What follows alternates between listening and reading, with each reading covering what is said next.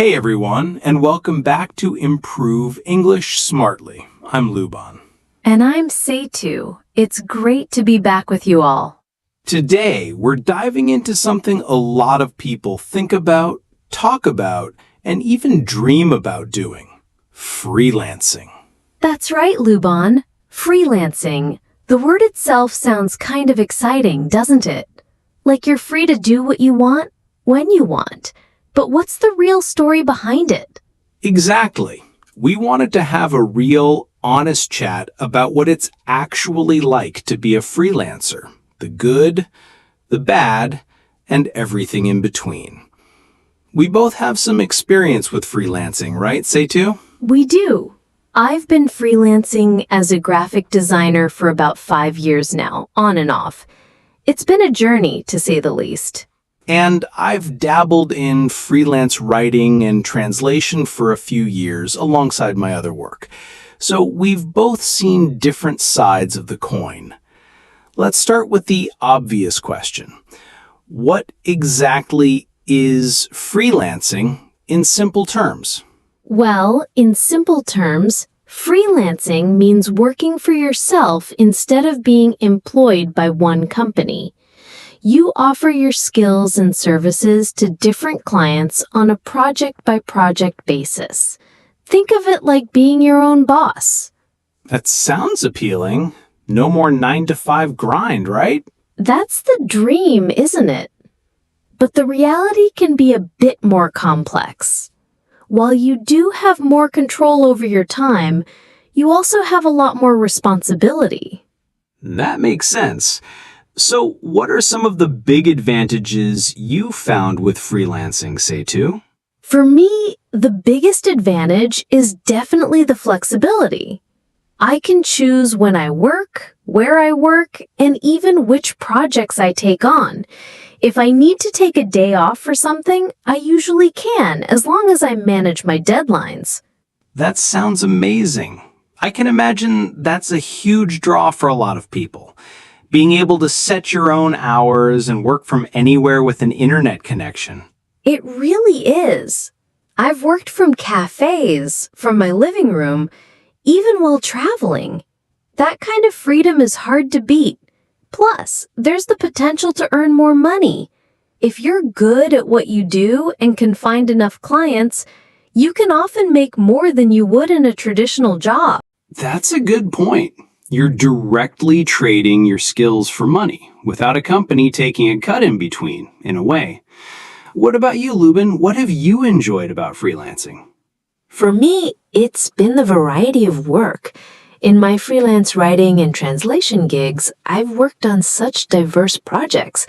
One day I might be writing a blog post about gardening, and the next I could be translating a technical document.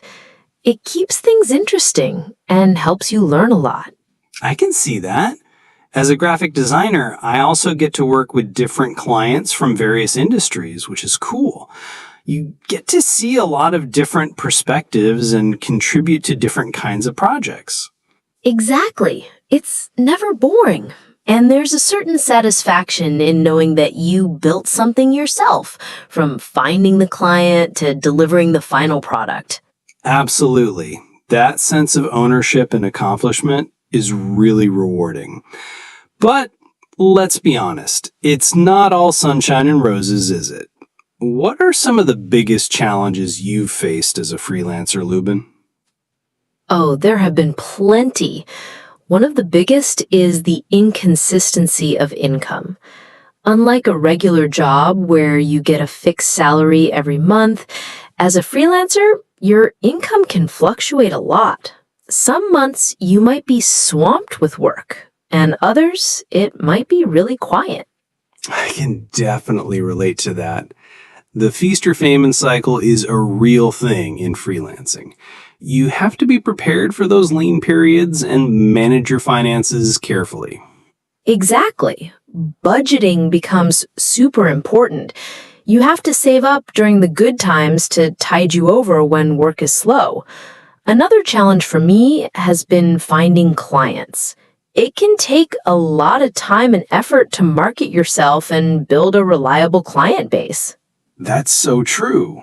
Especially when you're starting out, it can feel like you're constantly chasing after leads and sending out proposals. Building a portfolio and getting those first few clients can be tough. It really can. And then there's the whole aspect of self-discipline. When you're your own boss, it's easy to get distracted or procrastinate. You need to be really good at managing your time and staying focused, even when you're working from the comfort of your own home. Oh, the distractions are endless. The lure of the TV, the comfy bed, social media. You have to be really disciplined to stay on track. And let's not forget the isolation. Working alone all the time can sometimes feel a bit lonely, especially if you're used to the social interaction of an office environment. That's a great point, Setu. I've definitely felt that at times. You miss out on the water cooler chats and the camaraderie of working with a team in person. You have to be proactive about staying connected with other people. Exactly. Joining online communities, attending networking events when possible, and even just reaching out to other freelancers can help a lot with that feeling of isolation. So it sounds like freelancing requires a certain type of personality and skill set. What qualities do you think are essential for someone to succeed as a freelancer? I think being self-motivated is key. No one is going to be breathing down your neck to make sure you get your work done. You have to be able to push yourself and meet deadlines. Absolutely. Self-discipline and time management are crucial. You need to be able to plan your day, prioritize tasks, and stick to a schedule, even without a boss telling you what to do. And being organized is so important. Keeping track of clients, projects, invoices, and payments can get complicated quickly, so having good organizational skills is a must. Definitely. And communication skills are vital too. You need to be able to clearly communicate with clients, understand their needs, and explain your work effectively. That's a big one. Clear and professional communication can make all the difference in building strong client relationships. And being adaptable is also important. The freelance landscape can change quickly, so you need to be willing to learn new skills and adjust to new situations. That's so true. The ability to learn and grow is essential, and I think resilience is also a key quality. There will be setbacks, rejections, and difficult clients. You need to be able to bounce back from those challenges and keep going. Absolutely. You can't take things too personally and you have to be persistent. Now, if someone is listening to this and thinking, hey, freelancing sounds interesting, what advice would you give them to get started? The first thing I would say is to really identify your skills and what services you can offer. What are you good at? What do you enjoy doing? There needs to be a demand for your skills in the freelance market. That's great advice. And once you know what you want to offer, start building a portfolio. Even if you don't have paid client work yet, create some sample projects to showcase your abilities. Yes, a strong portfolio is crucial for attracting clients. Yes, a strong portfolio is crucial for attracting clients. And don't underestimate the power of networking. Tell your friends, family, and former colleagues about your freelance services. Let people know what you're doing. Exactly. Word of mouth can be a powerful tool. And start exploring online freelance platforms and job boards. There are many websites where clients post projects and freelancers can bid on them. That's a good way to get your feet wet and find initial clients. But be prepared for competition, especially on those platforms. You might need to start with lower rates to build your reputation. That's a realistic point. Don't expect to earn top dollar right away. Focus on building a solid track record and getting good reviews. And it's also important to set your rates strategically. Research what other freelancers in your field are charging and factor in your experience and the value you provide. And don't forget about the business side of things. Even though you're working for yourself, you're essentially running a small business. You need to keep track of your income and expenses, handle invoicing and payments, and understand your tax obligations. That can be one of the less glamorous but very important aspects of freelancing. Getting organized with your finances from the start will save you a lot of headaches down the road. Absolutely. And invest in yourself. Take courses, learn new skills, and stay up to date with the latest trends in your field. Continuous learning is essential for staying competitive. That's great advice. The freelance world is constantly evolving, so you need to be willing to adapt and grow. And finally, be patient. Building a successful freelance career takes time and effort.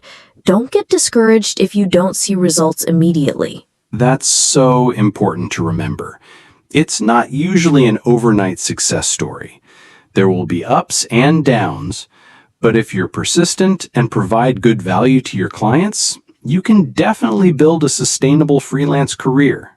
So, to sum it up, freelancing offers amazing flexibility and potential, but it also comes with its own set of challenges. It's not for everyone, and it requires a lot of self-discipline, organization, and resilience. Exactly. It's about weighing the pros and cons and seeing if it aligns with your personality, skills, and lifestyle goals. And if you do decide to take the leap, remember to start small, build your portfolio, network, and be prepared to put in the work. Great advice, Setu. Freelancing can be incredibly rewarding, but it's important to go in with realistic expectations and a solid plan. Well, Yubon, this has been a really insightful conversation. I hope our listeners found it helpful. Me too, Setu. Thanks for sharing your experiences and insights. And thank you to all our listeners for tuning in to Improve English Smartly. We hope you learned something new today. If you have any questions about freelancing or any other topics you'd like us to discuss, feel free to reach out to us. You can find us on mentioned social media handles or contact information. We always love hearing from you. Until next time, take care and keep improving your English. Bye for now.